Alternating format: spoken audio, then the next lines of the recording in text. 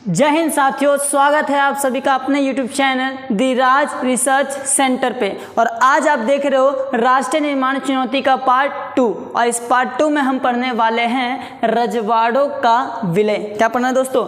रजवाड़ों का विलय। हुआ क्या था कि स्वतंत्रता प्राप्ति से पहले जो भारत था वो दो भागों में बटा हुआ था। एक जो था ब्रिटिश इंडिया और दूसरा था देसी रियासतें। मतलब ब्रिटिश इंडिया वो था तो पूरा ब्रिटिश का शासन, लेकिन ब्रिटिश इंडिया वहाँ पर जहाँ ब्रिटिश का पूरा कब्जा था, पूरा कंट्रोल था भारत के अंदर, उसे बोलते हैं ब्रिटिश इंडिया। लेकिन जहाँ पे इनडायरेक्ट अप्रत्यक्ष रूप से कंट्रोल था वो था देसी रियासतें। रजवाड़े जो राजा वगैरह शासन था उसके ऊपर जो राज करती थी रियासतें।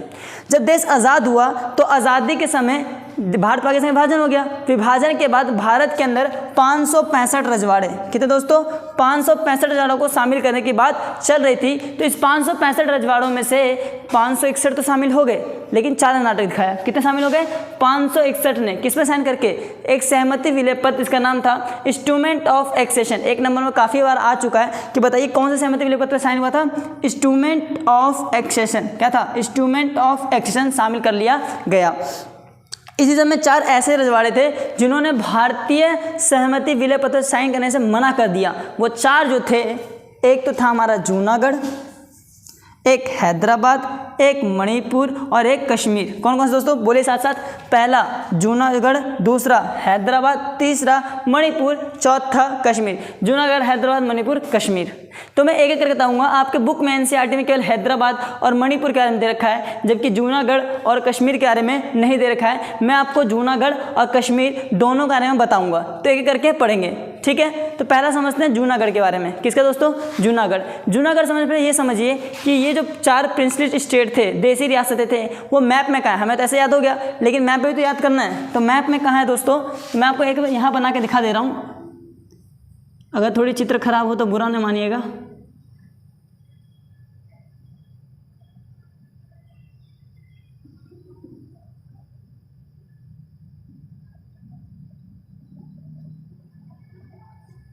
ये बस होने वाला है।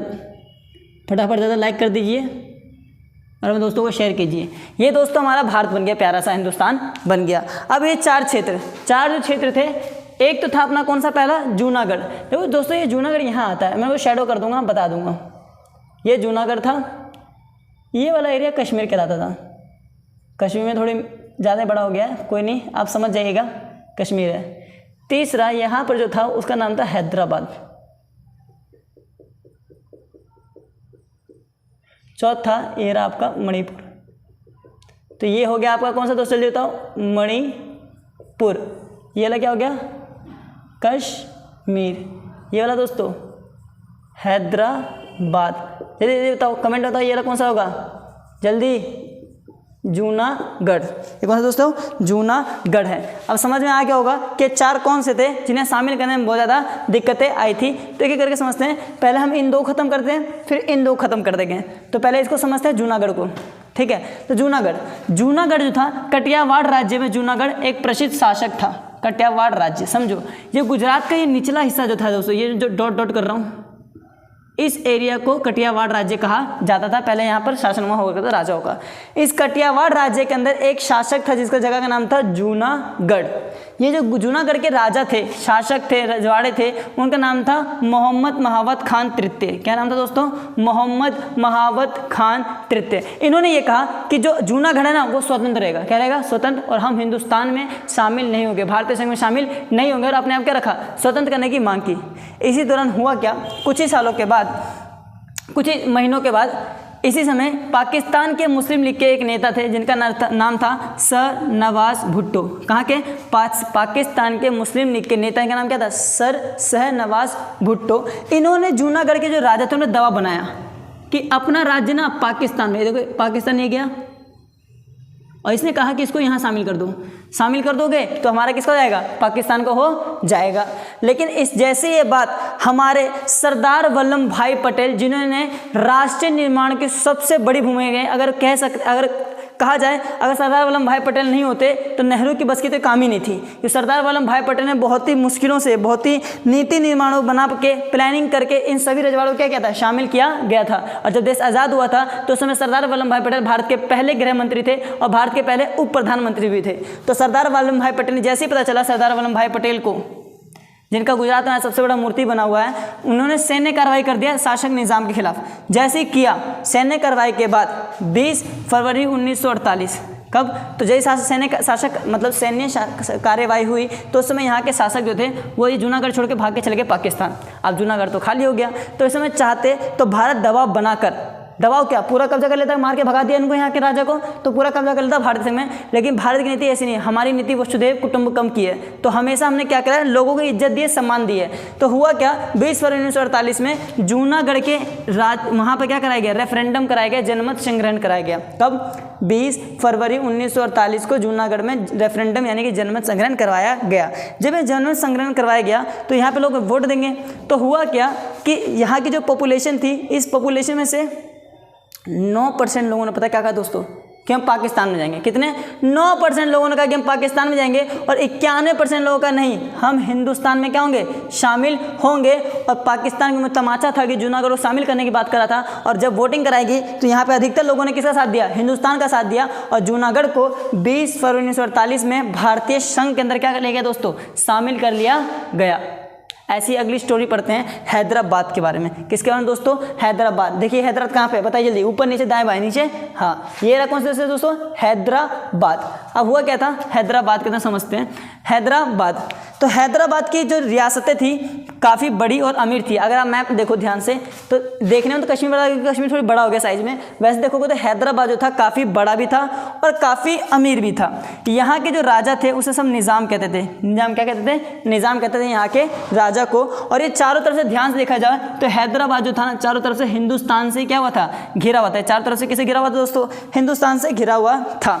इसने भी कहा निज़ाम ने कि हम हिंदुस्तान में शामिल नहीं होना चाहते, पाकिस्तान में शामिल नहीं होना चाहते। अच्छा सीधे हुआ कैसे, जब अंग्रेज यहाँ से गए तो अंग्रेजों ने ना रजवाड़ों को एक पत्र दे दिया कि सुनो रजवाड़ों, अब मैं यहाँ से जा रहा हूँ, तुम अपने मन से या तो हिंदुस्तान में शामिल हो जाओ या फिर पाकिस्तान में शामिल हो जाओ। तो ऐसे में सभी रजवाड़ों में 561 तो शामिल हो गए, लेकिन चारों ने बहुत बड़ी दिक्कत कर दी, जिसमें से जूनागढ़ हम समझ चुके हैं और दूसरा हम समझ रहे हैं हैदराबाद। तो हैदराबाद के निज़ाम ने भी उसी पत्र के आधार पर कहा कि हम हिंदुस्तान में शामिल नहीं होना चाहते, अपने आप को स्वतंत्र रखना चाहते हैं। तब कहा कोई दिक्कत नहीं, आप रहिए, लेकिन हमें एक मौका तो दीजिए। सरदार वल्लभ भाई पटेल का कोई दिक्कत नहीं, आप रहिए, हमें कोई दिक्कत नहीं है, लेकिन एक मौका सबको मिलना चाहिए, एक मौका हमें दीजिए। तो सरदार वल्लभ भाई पटेल ने 1947 में, नवंबर 1947 में निज़ाम जो हैदराबाद के शासक थे उनसे यथा स्थिति बहाल समझौता किया। कौन समझौता दोस्तों, यथा स्थिति बहाल समझौता। अब ये क्या मतलब है यथा स्थिति, इसका मतलब होता है कि कुछ सालों का मौका दीजिए, हमारे साथ रहिए, अगर आपको अच्छा नहीं लगा तो आप हमसे दूर जा सकते हो, हम कोई मना आपको नहीं करेंगे, कुछ मौका दीजिए। तो इस समय वो हाँ कर गए कि ठीक है, मैं लगभग 1 साल का मौका देता हूँ तुम्हें, मैं तुम्हारे साथ रहूँगा, अगर मुझे अच्छा नहीं लगा तो मैं अपना एक अलग देश बना लूँगा। तो ये बात सरदार भाई पटेल ने मान लिया। हुआ क्या, कुछ ही महीनों के दौरान यहाँ के निज़ाम के खिलाफ, निज़ाम एक क्रूर शासक था, ये आपको पता होना चाहिए।